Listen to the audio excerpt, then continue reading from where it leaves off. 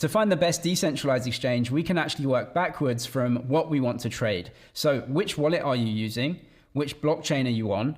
And then which coins do you want to swap? From there, we can find the best DEX for us. And then within that, there are different sectors within DEXs as well. So for example, you have token swap protocols, which just let you swap one asset for another. Super simple. Within that, there are also things called stable swap protocols, which actually let you trade two very like assets together with lower fees and lower spreads. So a cheaper trade. An example of this would be if you traded staked ETH with ETH. They're very similar. They have a very reliable price together, or at least they should. And so they let you trade with much lower fees there. Another example would be, for example, if you wanted to trade USDC against USDT.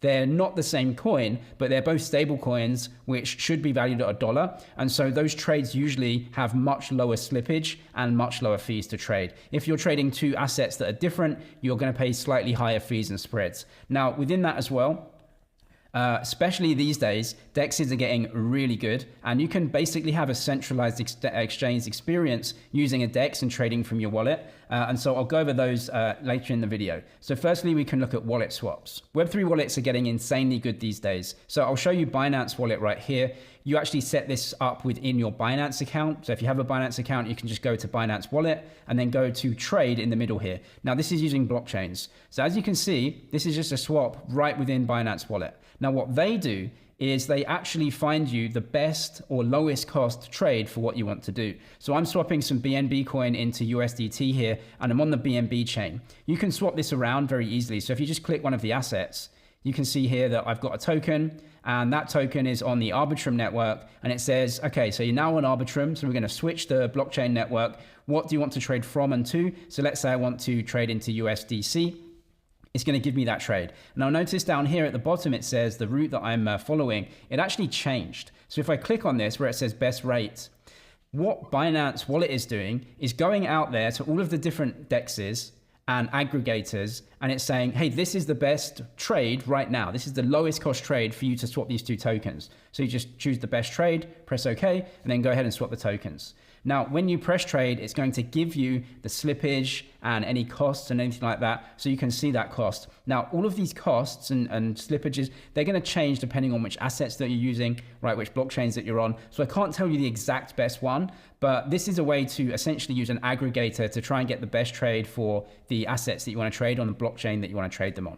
Using the swap feature in wallets is super easy because it's just right there. You don't have to log into a dApp or anything like that. However, just be careful about the fees that you get charged within these wallets. Some wallets don't charge any extra fees, or they may incorporate the fee into the trade, and other wallets may actually put a fee on. So MetaMask is, very infamous for putting a 0.8% fee on top of the swap. Now that's almost 1%. That's very, very high. It happens in Rabby as well. They put a fee on top of the swap. So in Rabby, if you press swap right here, I'm on the base network. I want to swap some ETH into USDC. I press max, right? And then I choose the gas that I want to pay. But it's not telling me what it's using, right? And so I don't really know. Now they used to actually come up with, which exchange you want to use, because this isn't an exchange, they're using exchanges. So maybe they're using 1inch, or maybe they're using Uniswap or one of the other DEXs. But if they put their fee on top, 50 basis points, 80 basis points, then you're paying that extra in the trade.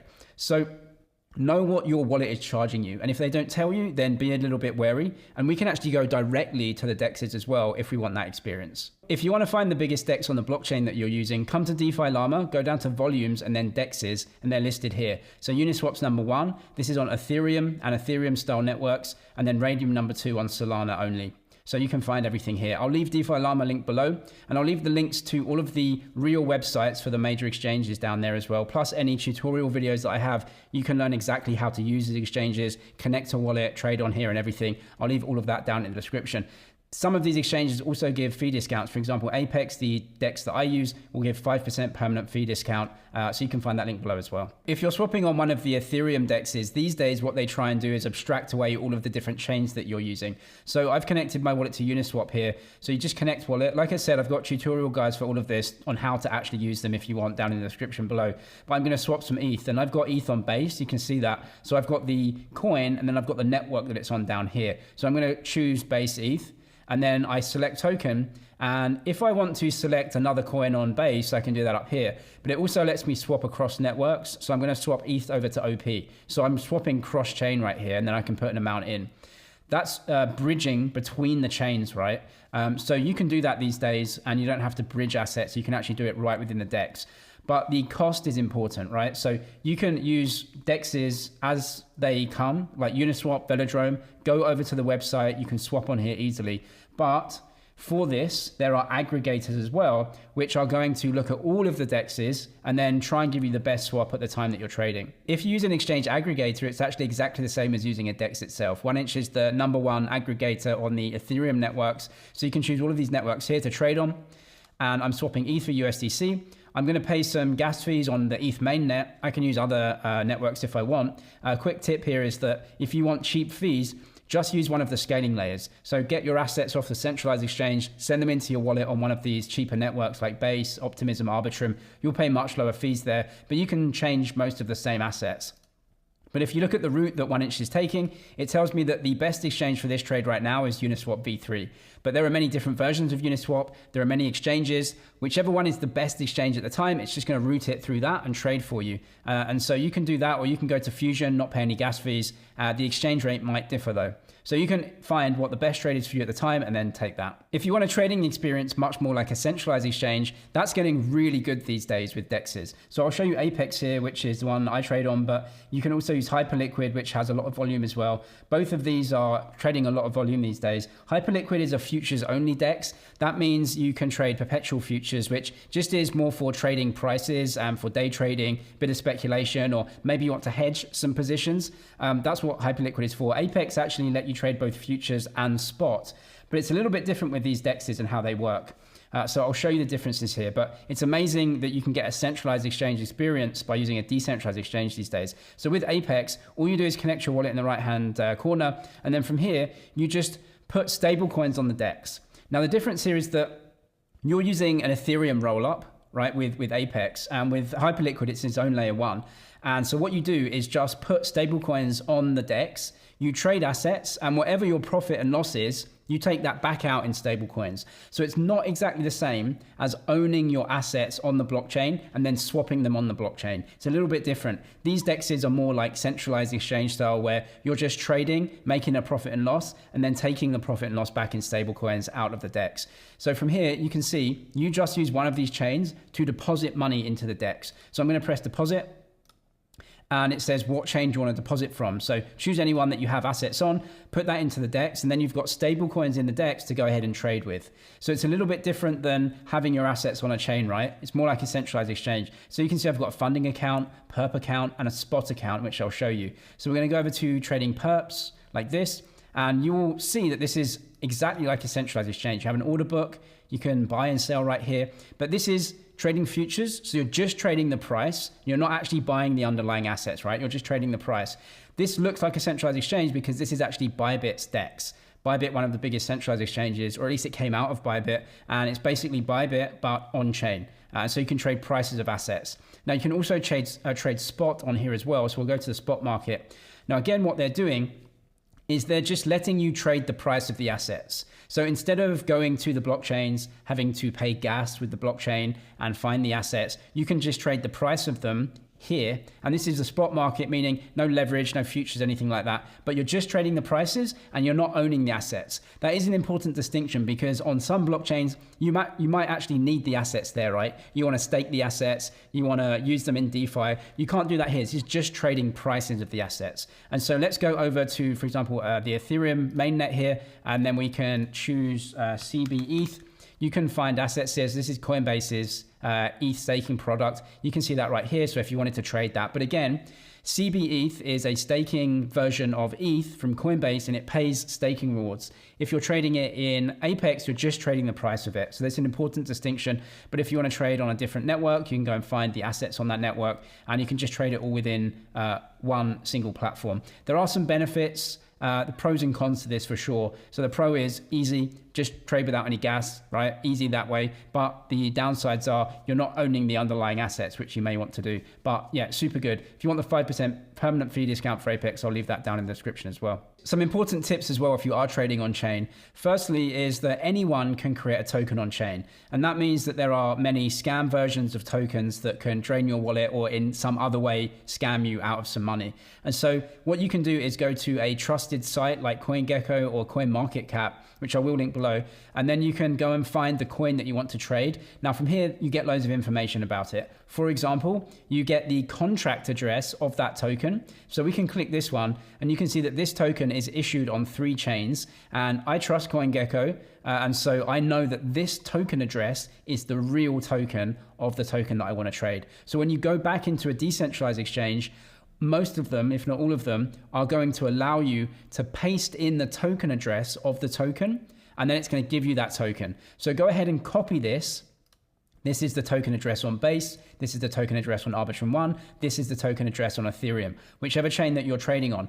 Click to copy, then go over to the decentralized exchange, paste in this. Then you know 100% that's the right token. It's not a scam token. Especially with smaller tokens, this can happen. So go ahead and do that. The second thing is you can use the same website, CoinGecko, come down to the bottom here, and it's literally going to give you the best decentralized exchanges to use for the token that you're looking at. So I know that the exchange with the most volume for my token is Aerodrome on Base. Uniswap v3 has a lot of volume as well. This is something that may help you choose, where to go ahead and trade, because you want to make sure that you're on the exchange doing a lot of volume. You can also use exchange aggregators as well. Now, if you're looking at lots of different coins on different chains, Gecko Terminal, it's from CoinGecko. It's actually a kind of a Dex screener. Now, there is another site called Dex Screener, which you can see all of this stuff as well, and many other aggregators like this. Now, the problem with some of those is they're trying to make money a lot of the time, and they actually just accept payments to put coins and tokens up in the list or advertise them to you. And that's how they make money. So you'll get tokens paying the site to kind of advertise the token and get you to trade it. It's not great, right? So I don't kind of use a lot of them. Gecko Terminal seems to be more of a kind of trustworthy one here that's just giving us information. So you can go and search the coins by volume and make sure that some of these coins that you may want to trade, they're actually the correct coin trading a lot of volume. Because especially with smaller tokens, there may be like 10 versions of it. And you're like, well, which one do I want to trade? So what you can do here, if we go to Ethereum and then we go down and we go by volume right here, and then we can see these are the highest traded volume tokens, right? Wrapped ETH, wrapped Bitcoin. So I can go into here, wrapped Bitcoin here, and you can see this is actually a trading pool, and you can use it just like a kind of trading view thing to see what's happening, right? And then we can come down here. We have the token addresses. We have the chains that they're on, right? We have the pool address. This just lets you check that everything is legit. They even come down here and tell you, right, this is not a scam. There's no sell tax or anything else. This is great information to have just to make sure that you're trading the right assets and you're not doing anything crazy with a fake pool or a fake asset. When we trade on dexes, especially Ethereum style chains, which is most of them, we also have to give permission to the dex to manipulate the assets in our wallet. So before you trade, you have to approve the assets first, and then you have to approve the dex to actually manipulate those tokens. Now, if you sign a smart contract that has a bug that later gets exploited, when you sign another transaction, you could get your wallet drained, right? And so this is important to figure out. So what a lot of people do is, number one, they only stick to the top dexes, right? Just to reduce that risk. The second thing is what they will do is connect their wallet to something like revoke.cash, and it will list out all of the approvals that you've given dexes. It will list the dexes, it will list the chains, it will list the tokens, and it will list and tell you how much the approval is. Most of the time, they may ask for unlimited approval. And that means that if you sign a transaction, like a fake transaction next time, a wallet drainer, that will have unlimited approval to drain your wallet. So you can go to revoke.cash, connect your wallet. It will tell you all of the approvals that you've given. It will tell you how much money you have at risk, if any, because if you have none of that token in your wallet, then it's not at risk. But if it's filled with a token and you sign a transaction, it might get drained if it's been hacked in some way. So you can go ahead here. On the right-hand side, it will say revoke. You can revoke the permission from the DEX. Press revoke. It is a blockchain transaction, but if you're using a layer 2, it's going to be like a penny, so it doesn't matter. You can completely revoke the transaction approvals, and then it won't be able to do anything for you. Now, next time that you want to trade, you're going to have to approve it again, which is another step. But to be honest, for peace of mind, it's not a big deal. And that just gives you some leeway. If something does get hacked on mine, usually it's found and then, you know, they fix it, and then you can be aware of that. So look at your approvals, and if you think something's at risk, just revoke the approval, and then you won't have an issue. If you need to know how to use any of these dexes, I'll leave all of the information, tutorial videos, and discount codes as well down in the description box. I'm James's MoneyZG. Cheers for watching, and I'll see you in the next one.